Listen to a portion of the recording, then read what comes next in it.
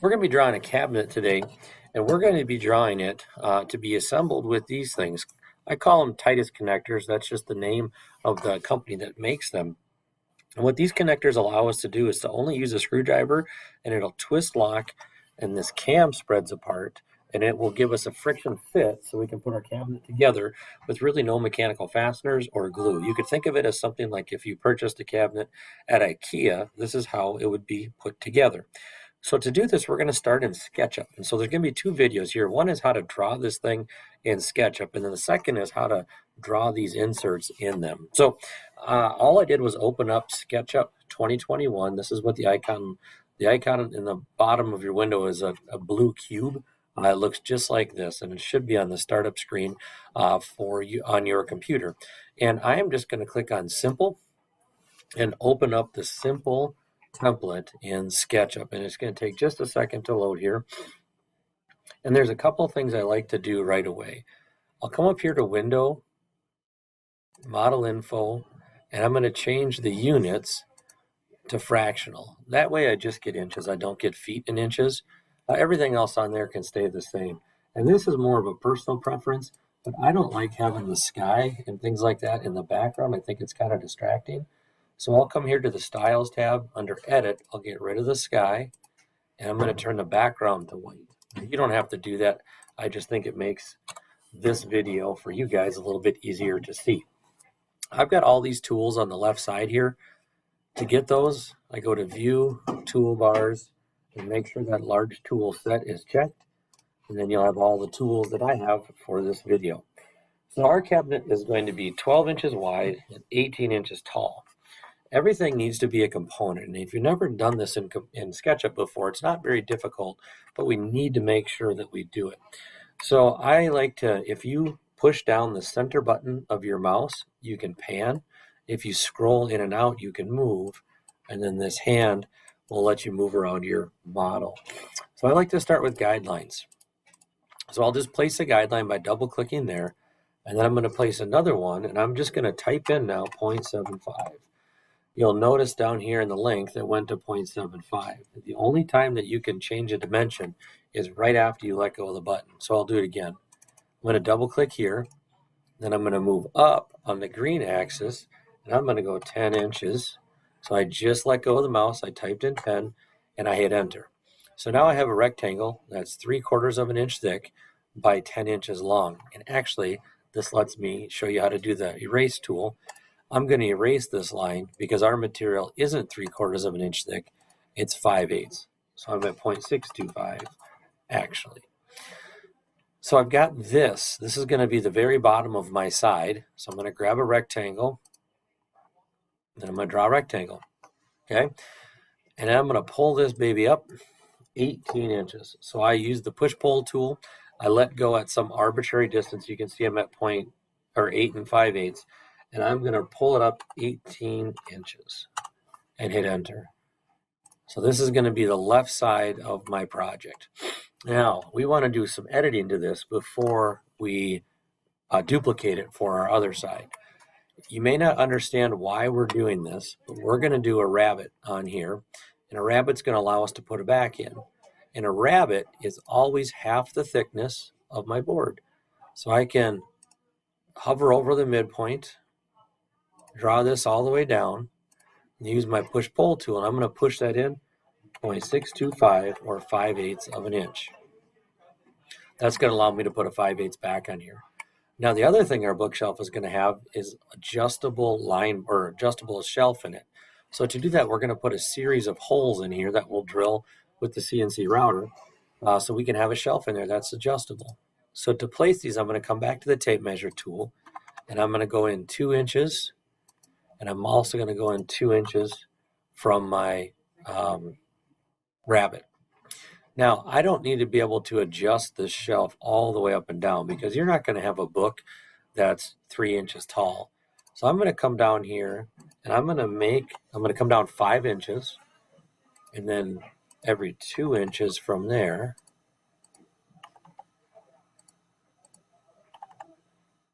And I'll go one more. So we can see if I just click and hover, I'm 5 inches from the bottom as well. So I came down 5 inches, and then every 2 inches, I drew a guideline. Now I'm going to come up here and draw a circle. So when I click here, the circle will automatically snap to that part. And mine in the bottom corner says radius. So I'm just going to click and place that. Now that's too big. I want my radius to be 0.125 or 1/8 of an inch. So we can draw. So it's going to drill a 1/4 inch hole. So my radius, I'm just going to keep going, 0.125.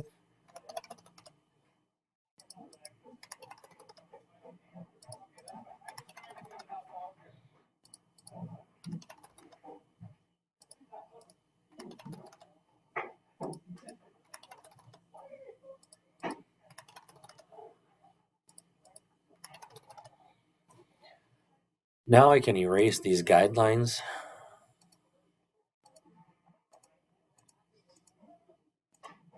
And I can grab this tool and I can, if I hover, if I zoom in, I can see, I'll push that in, 0.4.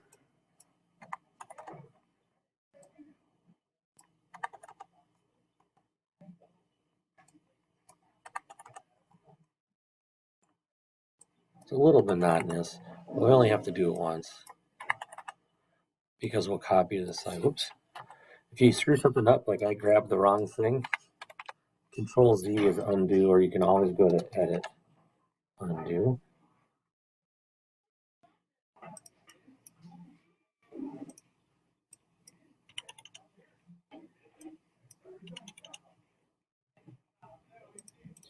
Okay, I think my side is about done here. So what I need to do, this is super important, is I'm going to triple click on it until it's all blue. I'm going to say Make Component. I'm going to call this Side. Make sure this box that says Replace Selection with Component is checked and hit Create. Now I can't edit this. It's kind of locked together. It's a good thing to be able to do. And it's also how our CNC router recognizes parts. Now I want the whole thing to be, well, I want the middle to be 12 inches wide. So the next step that I'm going to do is I'm going to draw a shelf. Now, because I've made this a component, any line, so I'm going to come up 0.625. I'm going to draw a rectangle here, just to the start of the rabbit.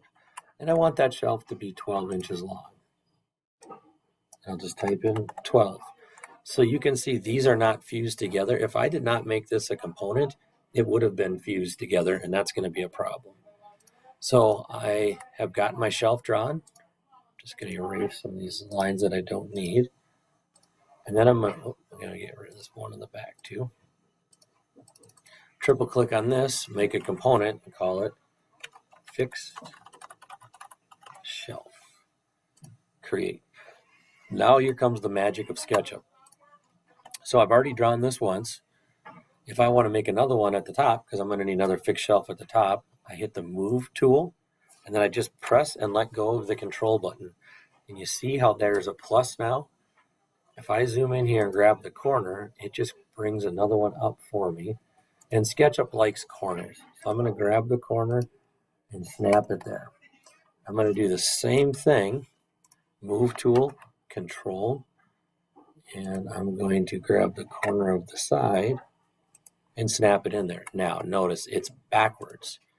And I always get this wrong. I come over here, I'm going to say flip along, components, green. Oh, that wasn't it, so I Control Z. Flip along, components, red. There we go. So now that made it opposite. And the cool thing here is if I ever edit these components, so let's say I come here and say edit component, these are tied together. So if I make this one taller, that one automatically goes taller. But I don't want to do that. I like it how it is. We need to get an adjustable shelf in here now. So an adjustable shelf needs to not be tight. We need a little bit of space. So what I'm going to do is I'm going to duplicate this shelf, come over here, hit Control, pull this out. Now I want to make this one unique. I don't want, when I change this, I don't want these two to change. So I'm going to right click on it and say Make Unique. Now this can be edited independently of these two. So I want an 1/8 inch of clearance. So to edit this component, I'm going to say Edit Component. And I'm going to bump this in 0.125. And I'm also going to give me some clearance in the back. So now this is just a little bit smaller, and it should be able to slide up and down easily. Now this is not that critical. I'm just going to put it back in here, and I'm fine if it's not super centered. I just want to see that I have a shelf in there. We're getting close to the end here. I'm going to come up here. I am going to draw a back in here. And then I'll pull that out, 0.625, and that should land at the very end. Well, this is the most common mistake people make. Don't forget to make the back a component. Alrighty. Last thing I'm going to do to this is I'm going to put a top over it because I don't want to see all these joints when I put this together. So I'm going to draw a rectangle on the top. I'm going to use push-pull. Pull it up, 0.625. And if you like it flush like that, that's okay. I like a little bit of overhang. So I'm going to give it a 1/2 inch of overhang on the sides and then the front. And then I won't on the back because this is designed to go up the wall. Make a component, top, create. Okay, so now I've got these parts. Make sure you save it. So I'm going to save this, and I'm going to go into the CNC class. I have so many files on here.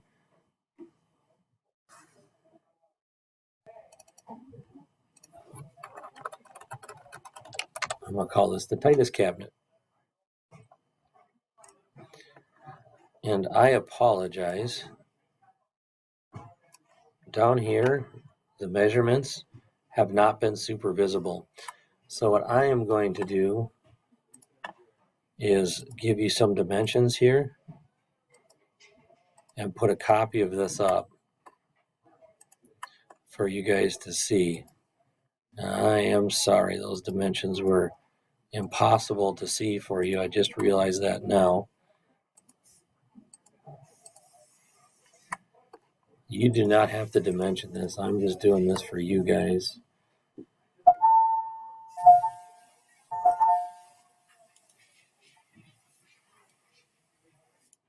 All right.